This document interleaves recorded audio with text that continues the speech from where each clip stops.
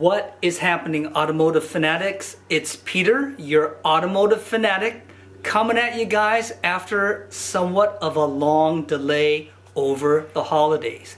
Happy 2022 New Year's to y'all. I hope you're doing very well. So today I wanted to share with you guys an unveiling of a product that is going to change your world. What am I referring to? I am referring to the new QuickJack TL series lifts. Now, if you guys have followed my channel, a while back ago, I did a 5-year review on the QuickJack and essentially stated that it was the best money I have ever spent on an automotive tool. And to this day, I still believe it is the best money. What I did was I went ahead and I sold the QuickJack to a local Porsche buddy of mine, and I wanted to upgrade to something that was going to give me more reach so that I can have more work abilities underneath the car. I looked at several different products. One of them was the Max Jack, which allows a substantial 40 plus inches of lift on your car. But with the garage that I have and the ceiling cap, I was unable to do something like that. In addition to the Max Jack, I had also looked at a product that again gives you a substantial lift height. You actually drive over it, but the challenge with that is the main single post that you are using is 9 feet tall, and it's just virtually impossible to use in my garage. So I went ahead and settled for the new QuickJack, predominantly because it's exceptionally portable. It's proven its results to me over 200 to 300 different uses, and it's relatively affordable. Now, you guys are probably wondering, what is the big upgrade or change with the TL QuickJack series? With the older SLX that I had, I was able to lift a vehicle approximately 24 inches off the ground. With this new TL series, I am able to get up to 24 inches. Now, that 3 inches may not seem like a whole bunch, but trust me, 3 inches can be a make it or break it in certain DIY projects that you guys have. So without further ado, let's go ahead and show you guys just a quick unveiling of my new QuickJack TL series. The QuickJack comes essentially in 3 different boxes. You have your main 2 lifts right here. Here's 1 box, here's 2 boxes. And this is going to be your 3rd one. Now this houses the hydraulic pump. It's got all these other stuff such as the blocks. You've got the connectors. You also have the connecting hoses. And we are going to go to the bread and butter of the system here, which is the TL series.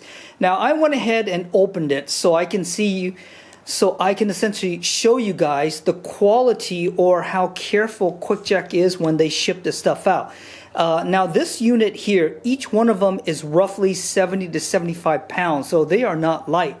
And the way that QuickJack packs it, as you can tell, there's styrofoam, there is the straps over it, and this right here is going to be your wooden board that they actually placed over here to protect the QuickJack, and then this component here, which is the cardboard box, just goes right over it, and that's going to be your final product. So everything is set up with the new QuickJack. I went ahead and put everything together and I bled the system a couple of times. Now earlier I had mentioned to you guys it'll take about 15 minutes or so, but I gotta tell you, it takes a while to set up a brand new QuickJack because you have to essentially set up all the connections. You gotta wrench them down, so trust me on it, it's not a 15-minute project. So it is all good to go. Again, everything is bled. Our first vehicle is going to be the SQ5, and this one I'm super excited to see how high this vehicle is going to get off the ground. Essentially what I did was I used two blocks. I used the larger and the smaller QuickJack blocks. In addition to that, I also have a puck that is slotted in the middle to essentially go into the they call the pinch weld groove. So I have immediately, I'd probably say a good 6 inches of lift height right from the get-go, and from there we should be able to get another 24 inches. So without further ado, let's get the SQ5 up on the QuickJack and see how high it's going to lift.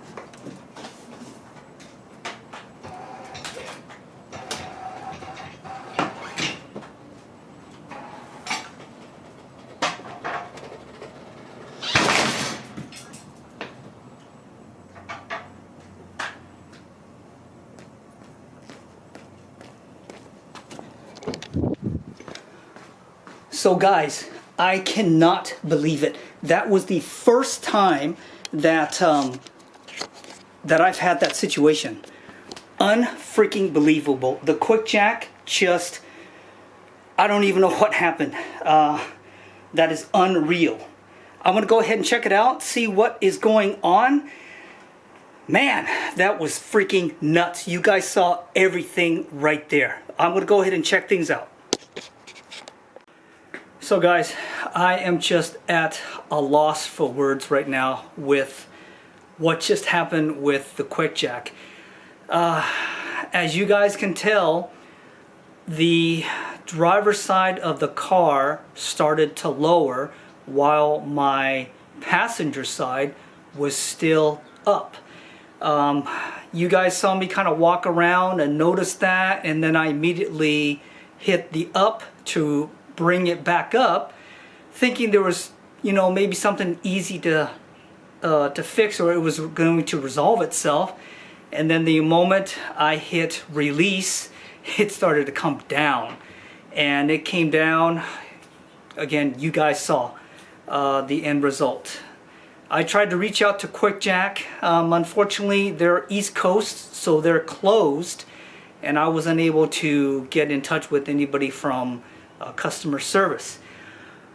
I don't know. I can't explain what happened. It's never happened to me before where one side dramatically decompresses like that compared to the other side. Totally lost for words, guys. I'm going to shoot a quick email to QuickJack, let them know what happened. I will send them that video and see. Again, I don't think it's a user error. I actually bled the system twice. I leveled it out 4 times, and I did that after the fact as well, thinking that it might be a user error or a setup error. I can't explain to you guys what's going on. So as soon as I hear anything from QuickJack, I will let you guys know. But stay with me until the very next video for the follow-up for the QuickJack. Welcome back, guys, to the second week of the product unveiling, as well as the use of the new QuickJack TL system. Now, if you guys saw from last week, I had a major fail with the QuickJack. Kind of stepping back to the video, you saw how my car literally fell off the lift because one of the sides started to decompress on the quick jack while the other side was still essentially locked in. Now I went back and forth with quick jack to try to figure out what may have been the problem as to why the quick jack had decompressed on the driver's side like that, as I had never experienced anything like this in all the times that I have used the quick jack. Unfortunately, they didn't give me a whole lot of different solutions. They just essentially gave me some troubleshooting error. And what I did, I pulled my quick jack out a week later just to kind of go through things and figure out what potentially happened to the quick jack that caused it to have that decompression issue. Was it the quick jack's fault? Was it user error's fault? And just a million things ran through my mind, and I wanted to share it with you guys, my findings as to what may have happened or what I think was the problem with the quick jack. Now, when I was testing it today, I had no weight on the car, or I had no weight on the quick jack. I would raise both quick jacks and lock them in. They raised up no problem at all, nice and even, and then I would let them lower down and they would lower down perfectly fine. Now this is where it gets really interesting. What I did was I jumped on one of the quick jacks and stood on it, and sure enough, it started to decompress a little bit and started to go down.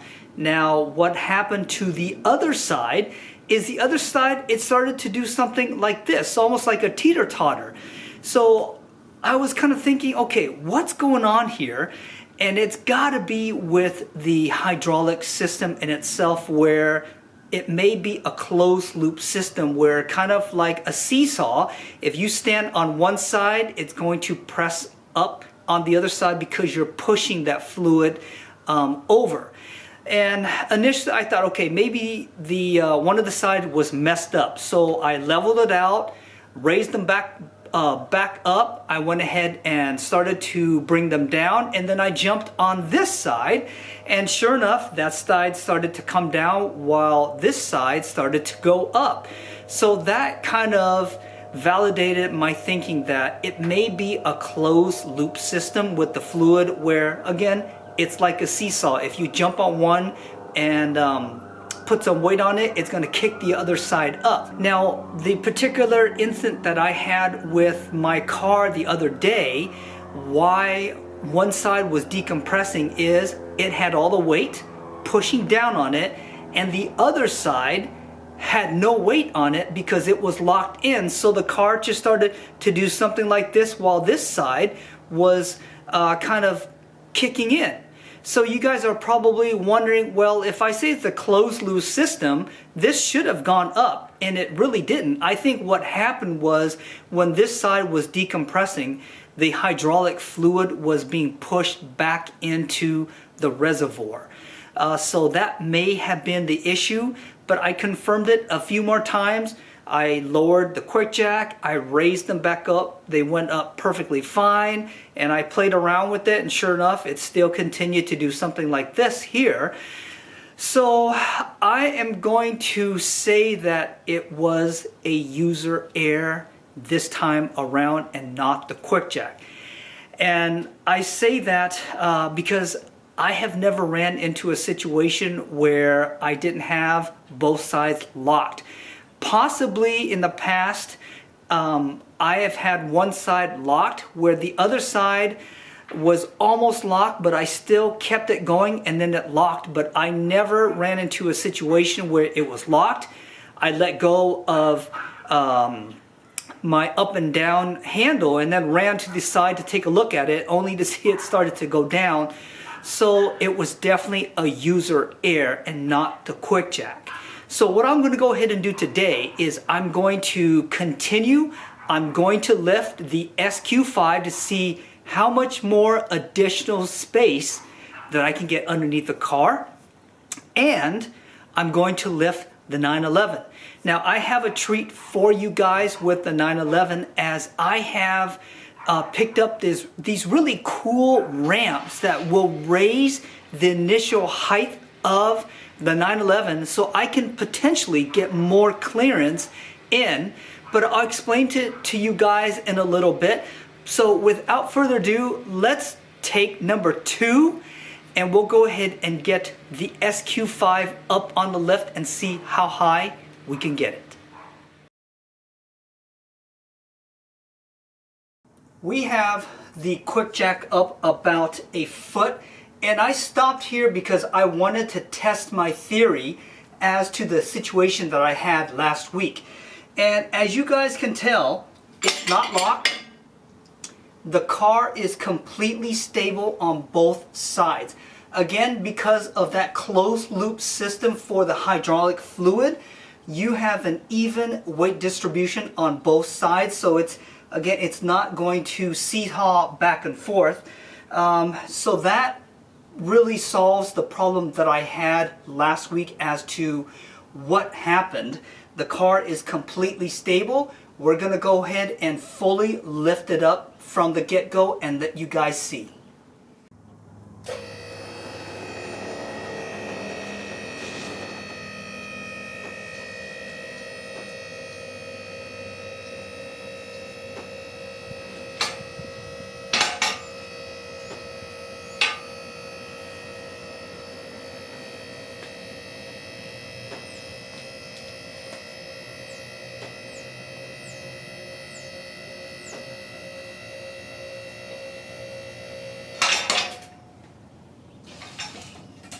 So the QuickJack is fully up and we're going to measure it real quick.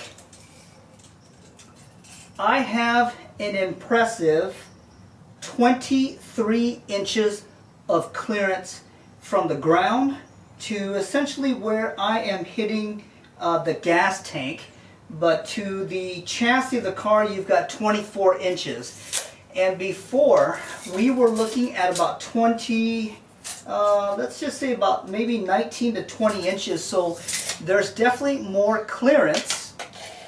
Oh, wow.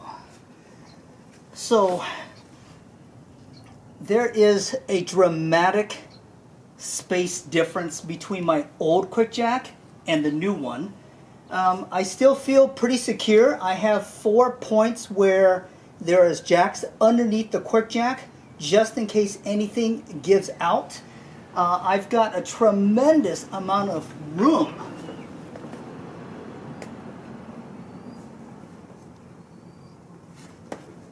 Wow. Yes, guys, definitely a win for this new QuickJack in terms of its height. I will tell you, just for my security, I will probably order the truck lifters instead of stacking up 2 blocks, because I think that's going to be more of a stable platform to lift it up.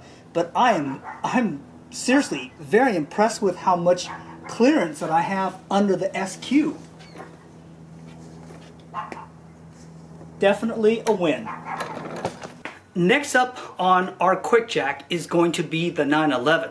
Now, in the past, I haven't had any difficulties lifting the 911. The problem that I ran into, it was the fact that the car was so low that I had a challenge getting the right puck underneath. Sometimes I had to put the puck on the QuickJack and then slide it in, and it was definitely of a challenge, and I'd always wished there was something that I could do to get the car up a little higher and be easier to slide the QuickJack in. And a solution that I found to that was just for the rear end, run it up on a couple of 1x8 or 1x10 boards, so I get that extra 1-inch lift, and that definitely helped out. But I wanted something that is going to be a little more permanent and work for 4 tires and lift it a little higher. And guys, I found a great product that I wanted to share with you. It's called the Tire Slope, of all things, made in Japan, and this is what it looks like. It's just like this little ramp here that you drive up on or back up on, however you want to do it. Your tire sits here, and here is the game changer. it's totally removable. So that way, when your tire rests here, your jacking point most likely is going to be here, and it allows you to still be able to get a jack underneath. So what I'm going to do is I'm going to drive my car up on it, pull this off, and the quick jack will probably slide right up to here and be able to have more lift or reach, I should say, with the different paddings that I can use. So let's go ahead, give this a shot. Hopefully it's going to work out exactly how I think it will work out.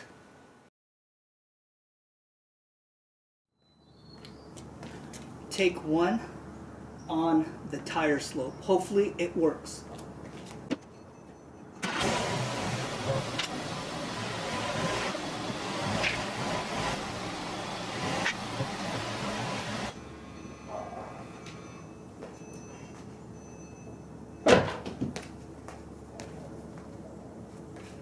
Hey guys, I think we have success. It rolled up here pretty nicely. It made some sound coming up here, and I think it was just this, so it was a little nerve-wracking, but I think we're pretty good. I will be able to get my quick jacks in here pretty easily, so let's go ahead and give that a shot. What we are going to do now is we removed one of the lifting rubber parts here, and we went with the thinner one so that we can get an initial lift off of the quick jack. And I just tested it, and it actually works with it having a little lift. So let's go ahead and get it up.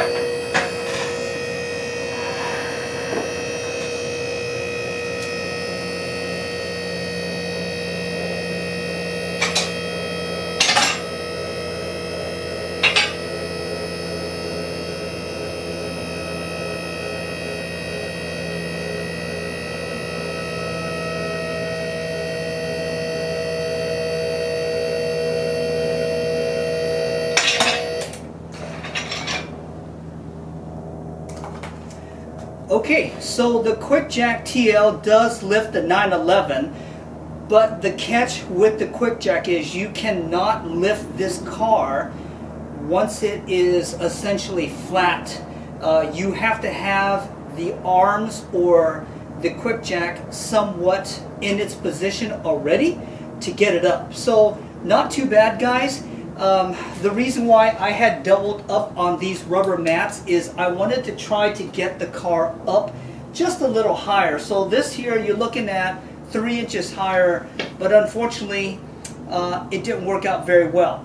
I will say with these ramps here, it works out better for me because before I used to have to lift the back end up with a jack to get it up. But this here gives it enough of a lift to get the car up. So I will say it works. Not ideal, but it works, guys. And I'm happy with it because I can get the car up. And looking at it, we have some good space to work. Alright, so hopefully you guys can see me. And I'm underneath the car. I will say that I do have more space to work. It's not as claustrophobic before.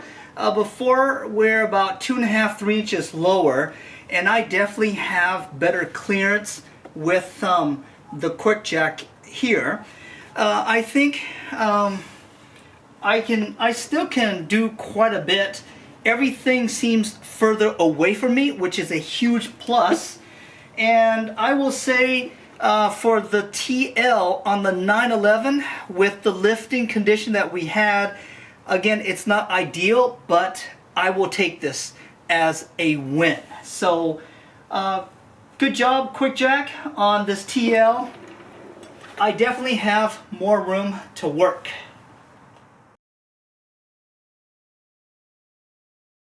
We are finally done reviewing and taking a look at Quick Jack's new TL system. It has been a very trying week for me as I've tried to reach out to Quick Jack's support, and unfortunately not what it used to be in terms of their response time. And I think a lot of it has to do with the pandemic because they just simply don't have the support staff they used to have.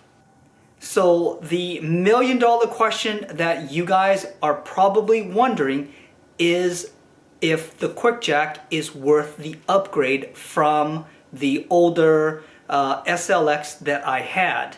In a nutshell, I will tell you guys the extra height that you get in terms of the lifting capacity is worth it, at least for me. When I lifted the SQ5 up, went underneath it, I could immediately tell that it was substantially higher, and I would have so much more space to do different things that I couldn't before. Even with the 911, I was able to get it up a little higher. 3 inches made a big difference. I didn't feel so claustrophobic underneath the car. So for that specific reason, it is worth the upgrade from the old QuickJack. Now, if you're going essentially from nothing to the new TL, congratulations. I think it's going to be a wise investment for you. Just make sure that you set it up properly. Go through all the steps that QuickJack tells you to do for you to properly set it up.